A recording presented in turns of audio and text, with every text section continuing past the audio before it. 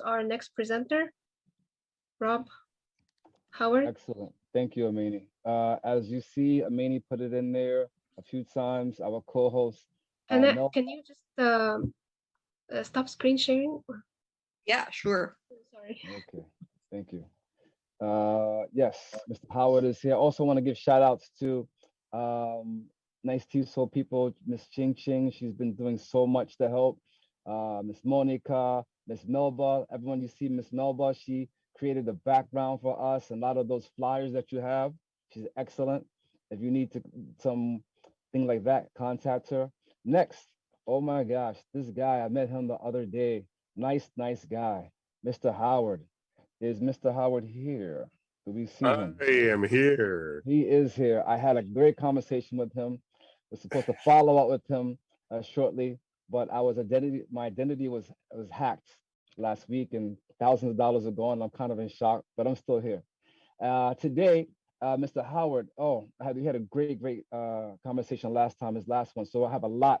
I expect a lot from him, and you guys will learn a lot. He's going to talk today about chalk and talk. Chalk and talk. Skype versus swipe.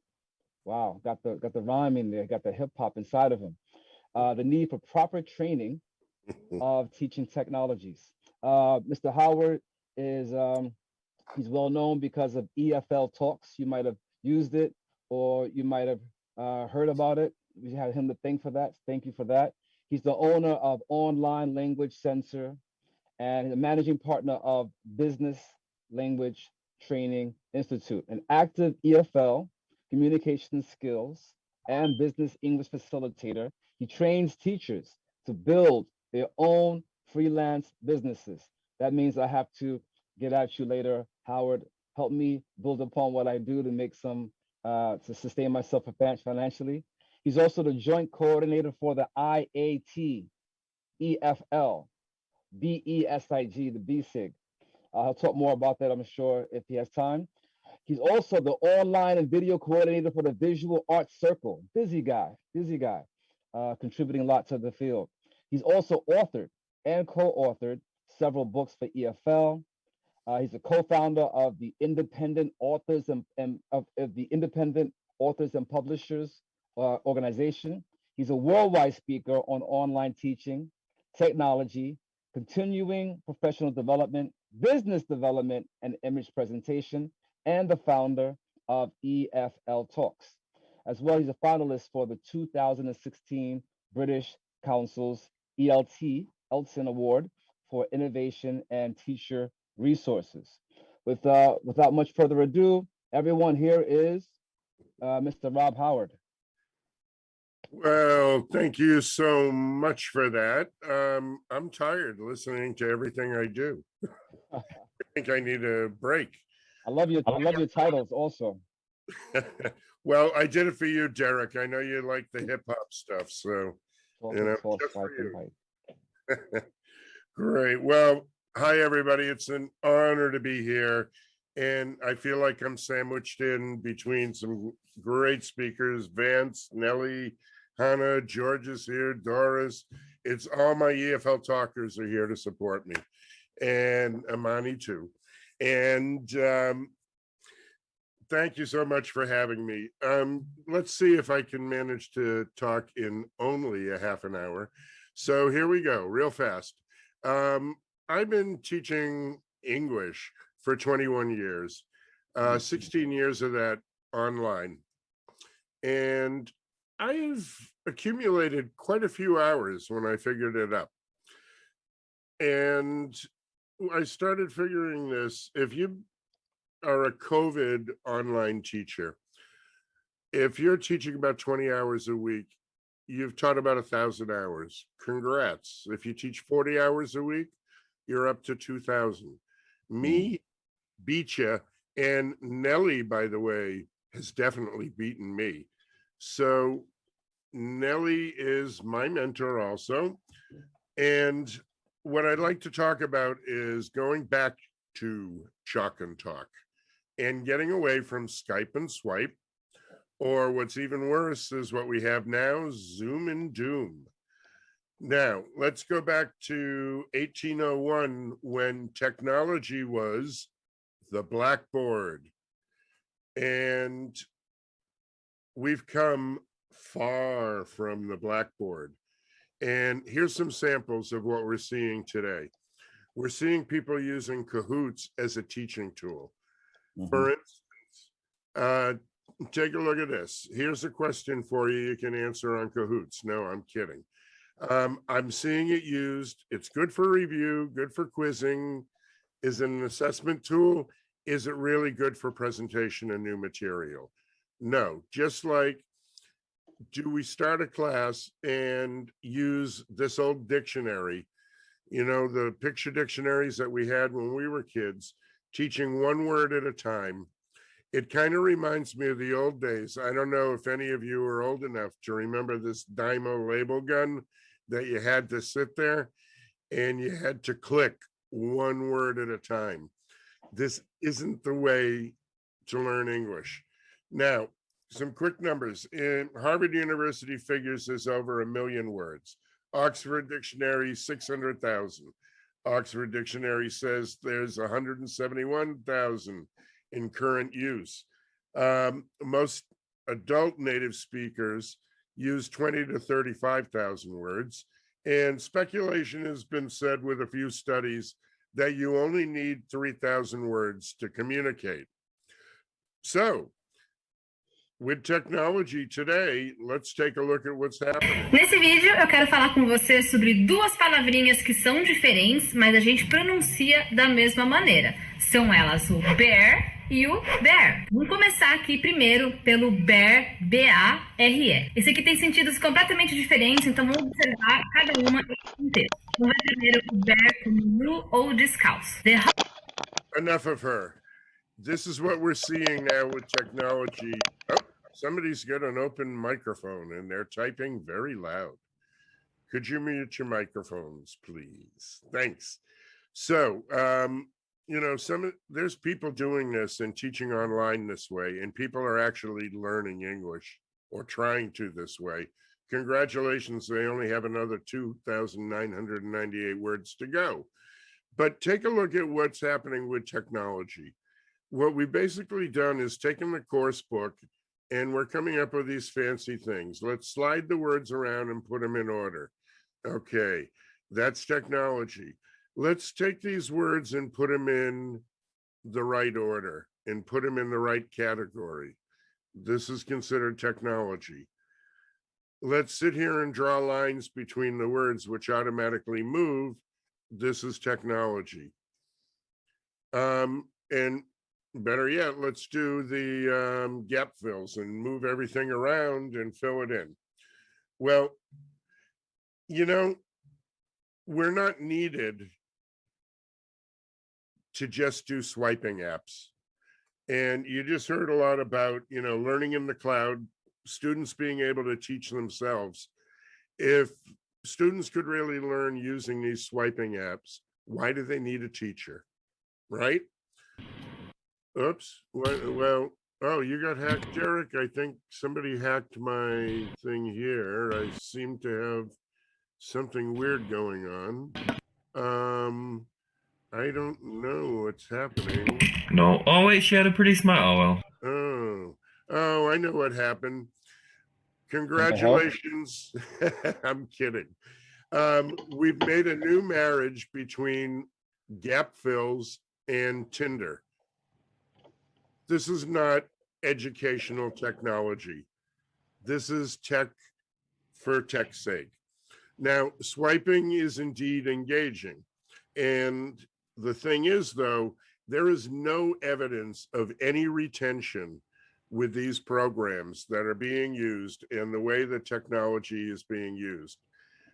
My experience working with a ton of students and trying out a lot of these apps, you know, everything's forgotten in 5 minutes when they use these apps. There is no long-term retention by playing these games. But the quote you hear all the time, but research says tech in the classroom is good. And I feel research is asking the wrong questions. Research is asking, Is technology, these apps, are they engaging? Are they interesting? Are they exciting? And are they entertaining? Of course, the answer is yes. And this is what the research is talking about. But research should be asking different questions. They should be asking, is the app effective? Is it informative? Is it enduring? And most of all, is it educational? If the student has learned, and I know a ton of studies out there. I've done lots of research trying to find the studies. And for every study that says apps work, there's a study that say that they don't. And there's numerous academic papers about this that I found, but they're theoretical. Nobody has done deep research into it that I have found, and there's no clear evidence of retention success using these apps. Now, if you read books, if you read the papers and you read what everybody's talking about, most of the quoted research that was done in 1990 to 2007. It's 13 to 30 years ago. That's older than most of you in this room right now. And this is the research that we're going by, talking about successful technology. Just to put it in perspective, in 1990, were the first interactive boards, the first cell phones were coming out, Facebook, YouTube, and the first iPhone didn't come out till 2007. Yet educational research on retention and saying that technology in the classroom works is based before these things were invented. Look at everything that we've gotten since 2010, and you don't see a lot of research here. We've had the tablet has come out, Twitter, we've got virtual reality down to Bluetooth and Windows 10. If we take a look at some of the programs that are out there, you can read through these. Zoom originally came out in 2013, but it has just become popular, I would say, in the last 2 years because of COVID. And Microsoft Teams, 2017, but it just came into use in most schools right now. Everything because of COVID-19 has changed. And I know it's forced us to use a different method of teaching. But how much has changed and what happened? And here's my question. Have we lost sight of our overall objective, which is to teach them to speak a language? Now, I think that what's happening is we're doing a lot of teching and we're doing very little teaching these days. And unfortunately, because of that, is we have the loss of a lot of basic skills like memorization and concentration. And we know that we've seen the death of handwriting due to technology already. And these are real research that's been done around the world, talking about the fact that students taking notes and typing on a keyboard with their notes and not writing, they're losing 15 to 20% of their recall. So it's not effective. And this is about haptics and tactile sensory memory. And I'm talking real fast, but here's a good idea. You know, when I go shopping, I have to write down my list in my little shopping list. And, you know, once I write this all down, I can just throw it away because I don't need to see it again. It's in my mind because I wrote it. If I don't take a list with me to the supermarket, I end up coming home with diapers and I don't even have a kid. So, you know, we need to get back to handwriting again and go back to a lot of the old styles, because just because we have technology does not mean that it's better. I insist that my students take all handwritten notes and write everything down. As you can see, I write down everything. This is my office in front of me, and I need to. Now, a little bit about breakout rooms. Breakout rooms are great, don't get me wrong, but are most teachers using them correctly and productively? Remember, we've had students that have had 57 weeks of isolation. They come to the classroom, and what do? We stick them back into isolation in a breakout room when a lot of them want to be there with the whole class. Now, are they really having discussions when we say, go talk about this in the breakout room? And, we have all different types of people, those thinkers that just waste the 5 minutes thinking about what the answer is. We have the yappers. You always have one in a room that just wants to talk the whole 5 minutes. We have those pseudo listeners. These are like the students that just sit and stare at you and look at you and pretend they're paying attention. And then this is what you usually see when you pop into a room. You see these peekers, which that they're working on their cell phone and they're not paying attention in the breakout room without a teacher. You get the yes men who just agree to everything so they don't have to add anything new. And my favorite is when the teacher does pop into the breakout room, everybody scatters like cockroaches when you turn the light switch on, and they automatically start talking and pretend that they've been productive.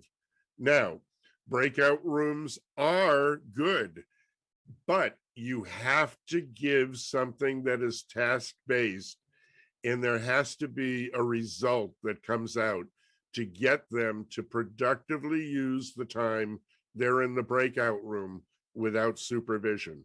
And I watch a lot of classes. I watch a lot of things from people. It's not being done by everybody. And, we need to connect technology and pedagogy. There is a thing called technagogy. And this is the convergence of tech and pedagogy. And I'm going fast, but we got to make sure how to use technology, how to produce good classes using the technology, and what tools we should use to do it. Now, I studied instructional technology back in 1978, before most of you were born, probably, as part of my degree. And you know what? We didn't even use computers or tech back then. We were cutting things out from magazines. That was instructional technology in the old days. Now we have things like the ADDIE model, and we have backward design. We have instructional technology today has a lot more different principles for designing good instructional materials. And then we have ICT, which is, you may have heard of, it's information communication technology. But what this was designed for was the intent behind it was to impact student achievement, maximize learning, and enhance the quality of service. But unfortunately, what happened is its usage is increasing the reach of the institution, minimizing cost, and enhancing efficiency in service. So what we're doing is we're using technology to make the job easier, faster, and cheaper. And, when it comes to producing materials, there's a very good reason that it takes a course book 2 to 3 years to come out, because there's hundreds of people behind it. Everything is researched properly. Everything is looked into. And unfortunately, are we qualified is the question to come up with good learning materials with technology. There's gamification, and I have nothing against it, because I think a great idea is it's working with repetition. Interestingly enough, one of my students is the project manager for World of Tanks. And I was asking him about how often this is played. And basically, people play 9 hours a week, which is 450 hours a year playing the game on average. Now, your average student for English class goes 104 hours, and they're playing 450 hours a year. Now, if we could somehow harness gamification where we can get them to play 450 hours and have something that really will teach them in depth, this would be great. This is what we need to look for. And do we really remember what we read online? There's a very famous, the Ebbinghaus forgetting curve basically says after 20 minutes, we forget 40% of what we've learned. And this just gets worse and worse and worse after time goes on. So the whole idea of spaced repetition is more and more important. And we can use technology to help us with this. This is designed into all course books. I also am a strong believer in we need to go back to the old days of drilling and repeat. And where is the teacher in this future, and how do we change, and what do we change? I really feel that we need more training in material design, and we need to take tech courses. We need to learn how to use technology properly in the classroom.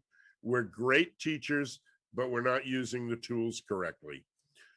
You know, I look at it, you see oftentimes, even with people that have been working with Zoom and everything else for over a year now because of COVID, they still don't know how to work the platforms. They still don't know how to make an effective slide. And they're showing things like this. How many times do we start the thing, hello, hello, can you hear me? It's been over a year. And we don't even trust Zoom yet. And, you know, I go every time, you'll probably see it sometime during this weekend presentation, where people don't even know how to start their PowerPoint. And these are the people that we're counting on to use technology to teach us in the classroom. And I'm going to skip ahead because I'm running out of time. So I really feel that we need to take more advantage and just do teaching like we used to do. Technology, we have a whiteboard, we have a blackboard. On this, we should start using it. We need more teachable moments. We need more storytelling. We don't need to be playing more games and swiping. I think we need more communication with our students when we're online. And we need to work a little bit harder to build rapport, which I think it's necessary whenever possible. If they have them, they got to get the cameras on and take advantage because they need the interaction. Take advantage of some of the side apps that we can use, like WhatsApp, Messenger, and Slack, so you can work with them. Another key point I think is great is, even though we're working online, hold like online office hours so your students can get in touch with you. If you should be used to this, if you're a university teacher, having office hours. So make them a couple hours every week that if your student has a specific question or any doubts, they can get a hold of you. And let's see, let me keep going. Mix it up, surprise them. More modeling, less lecturing like I'm doing now. So I really think, in the words of Trump's ex-wife, latest wife, you know, you need to be you more or morer. And we got to stop focusing on the connection, focus on and not on the content that we have with technology. And I think that the technology is devaluating the importance of our role as teachers. Remember that technology is a tool. Don't you be a tool. But tools need an artist. They need a craftsman. And that's what you are. So you need to learn to work with the tools and get back to teaching. So my message is, thanks. My message, I think we got to get back to the drawing board. Yes. And back to the chalkboard. Yes. And learners don't need tech. What learners need is you, the teacher. So Yes. chalk and talk. Thank you. So stop checking and start teaching again. Thank you very Yeah. much. Thank you very much. Did you see my subtle, like, yes, yes, I was trying to, it wasn't so subtle though. I'm controversial. So if you ever want to have controversy, I'm the person for it. I'll just start off by saying, when a lot of people talk about technology, it seems that we seem to be privileging the idea of digital technology, wherein pencils are also technology, and the divide between digital and non-digital, electronic based, non-electronic based, virtual learning spaces and non-virtual learning spaces all seem to be just coming together into one big glue, so to speak. So it's very interesting to see how our ideas about technology and its use will change once we more target the kinds of technology that we're championing. Yeah, and I have nothing against technology because I love technology, but But what is technology, Rob? How do you technology define? is everything. Technology in 1801 was the blackboard. Hmm. Technology was a printed book. But Technology, if people say now that technology needs to be used more or less, but we've been using it since 1801, then how does that play out? How does that play out as a thought process in our pedagogy? well, I think what people are looking at technology is now is making everything automated. Mm, And that's I like not that. necessarily the right way to do things. And, some of these things, of course, you can learn with anything. But when you start with the automation and you start with the swiping, come on.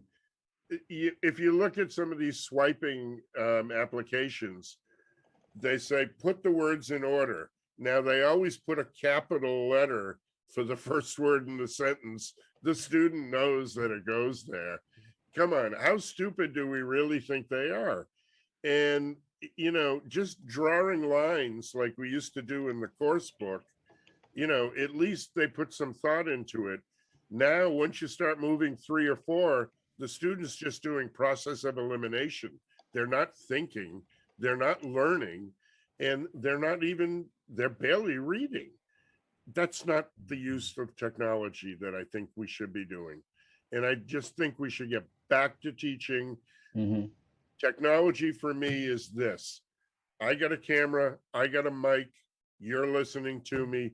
Let's teach the way we used to do when I was in front of a classroom. I agree. What I hear you saying is that technology for each teacher should be as they understand technology to be, and then build on that and be very clear about it and how they play out their lessons.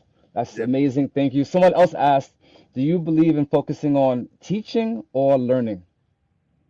Do I believe in learning, and I'm still learning just as much as my students are. I learn every day with my students. Rob, the reason I asked is because you're saying, and thank you for a great presentation, by the way, Thank you. Oh, thanks, Jen. Rob. You were saying that the teacher should take control, the teacher.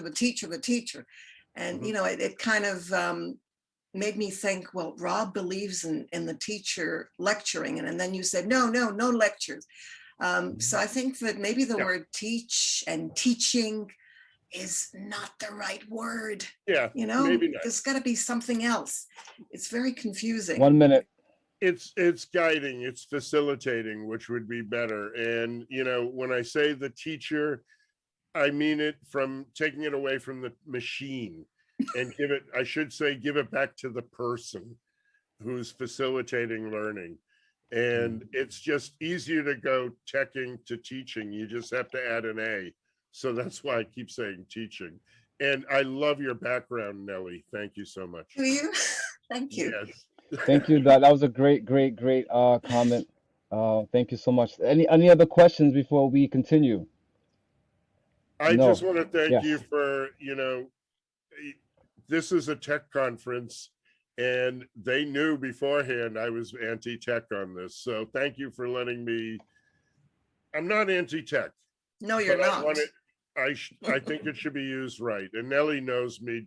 Georgios, everybody that knows me here knows I Yes. love tech. But let's do Yes. it right. Hip hop forever, right, Hip Derek? hop. Hip hop is the technology of communication, in my opinion. Yep. Yes, think about the infrastructure of communication. Yeah. Yeah, great. Everyone, give a shout out. I believe in clapping on Zoom. So, muted or not, you should clap. Yes, visually, uh, through the sound, whatever. Everyone, we have. Thank you one more time, Mr. Howard. Thank you very much one more Thank time. you. Um, I've been told frequently and often that to let you guys know that there's an announcement, another session in the other room, and Miss Amani just put the link and information about that, right? In room B, in room B. So if anyone's interested in that, it's in room B. Um, thank you again, Rob. Now we are going to go to our next presenter, right? Next presenter is Compass, right? Am I saying it right? Compass? Yeah, that's my last name. You can, Georges is fine. Okay, Mr. Georges. So everybody, please give a warm welcome to Mr. Georges. We believe in clapping, or a lot of my colleagues nowadays don't believe in clapping. They go, okay, we can do that. So with Mr. Georges, okay. So Mr. Georges, oh my gosh, my notes. This is exactly what you need to be aware of, but I'm always prepared, so it's okay. So Mr. Georges, the title of this presentation is Transforming Face-to-Face PDs to Online. Transforming Face-to-Face PDs to Online. Mr. Georges, I'm having some Wi-Fi issue, so give me about 10 seconds, right? Okay. So we're very honored to have him here. Mr. Georges is the Director of Teaching, Learning and Development of the Teaching, Learning and Development Center at Al Yamama University. Mr. Georges, am I saying this right? Al Yamama? You're doing well. Great. In the Kingdom of Saudi Arabia. He also works for the Center of Executive Education, where he coordinates programs for corporate clients. Obviously, he's very well versed in this field. He currently is pursuing a PhD in researching technology enhanced learning. We are the technology TEL. You are TEL. He's the technology enhanced learning. I'm sure we're going to work together more in the future. He's doing this at Lancaster University. He's also the former chair of the Affiliate Network Professional Council of TESOL International. Wow, very impressive. As well, he's also a contributor for the latest TESOL volume of 6 Principles of Academic and Specific Purposes. If you ever want to discuss this, I would love to. I have lots of ideas about this. Currently, he serves on the nominating committee of TESOL International. Again, the title of his presentation today is going to be Transforming Face-to-Face PD to Online TESOL Gulf. Everyone, please give it up for Mr. Compass, Georges Compass. Thank you, sir. Hello, everyone, and thank you for the warm introduction. Thank you, Amani, for the invitation. Thank you, Monica, Laura, everybody from NYS TESOL. It's a very nice teaching association. So I'm going to talk about a little bit about that today. So you talked about me. Now, what are we talking about today? So we're going to talk about a little bit about ETAs, like English Language Teacher Associations, how technology affected them during the pandemic, a little bit about TESOL Gulf, and the future. All right.